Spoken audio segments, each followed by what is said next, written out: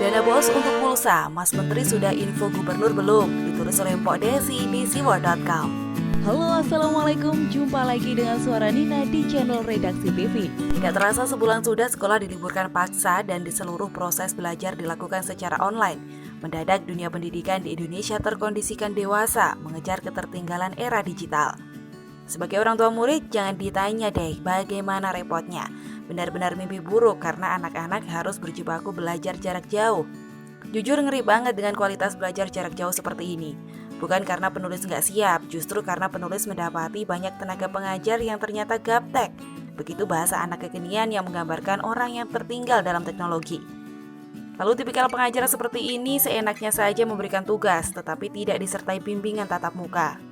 Maksudnya yang terjadi di kondisi nyatanya ada oknum guru yang main gampang saja meminta murid mendownload file, atau meminta menonton video, atau meminta mengirim gambar. Jawab jujur sendiri saja deh, apakah ini bisa dikatakan belajar? Ini sih menurut penulis hanya basa-basi saja, asal sudah ada tugas. Nggak ada mendidiknya sama sekali dan justru boros kuota, nggak mikir.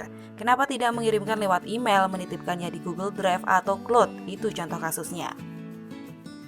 Tetapi ngomongin kuota, ini benar-benar kebangetan. Gak sedikit orang tua murid yang menjerit. Apalagi kalau apes dapat oknum guru yang sukanya download file. Ampun dah.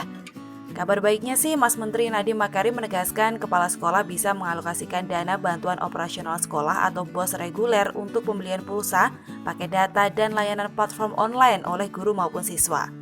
Adapun petunjuk teknis penggunaan BOS reguler diatur melalui Peraturan Menteri Pendidikan dan Kebudayaan Nomor 19 Tahun 2020 tentang perubahan atas Permendikbud Nomor 8 Tahun 2020 tentang Juknis BOS reguler.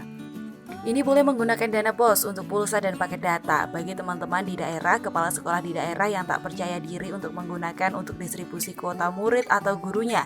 Sekarang jelas dan transparan diperbolehkan, kata Nadiem dalam telekonferensi pada Rabu 15 April 2020 yang dikutip dari kompas.com. Cius, ini lucu banget buat penulis. Mungkin Mas Menteri memiliki hati dan kepedulian terhadap orang tua murid. Apalagi di sekolah negeri jumlah murid memegang kartu Jakarta Pintar atau KJP lumayan banyak.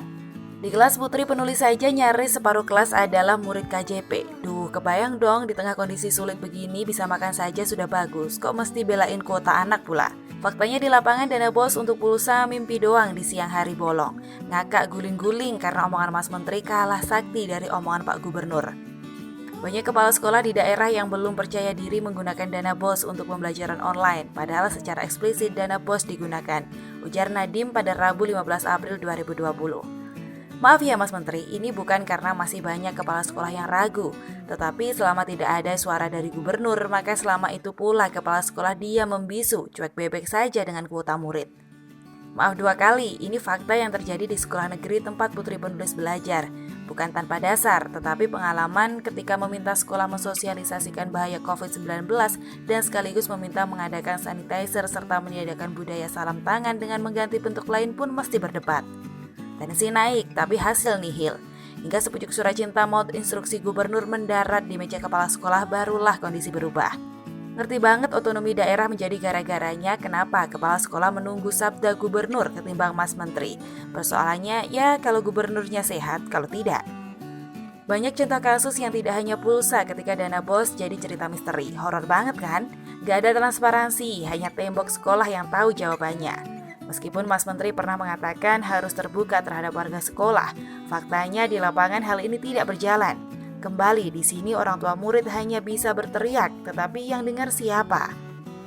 Kembali kepada pokok permasalahan pulsa, terlepas dari yang sudah penulis dan teman lakukan dengan ikhlas untuk murid KJP sebelum himbauan Mas Menteri, nyatanya kepala sekolah justru mengembalikan kepada para WOTK atau wakil orang tua kelas untuk mencari solusi.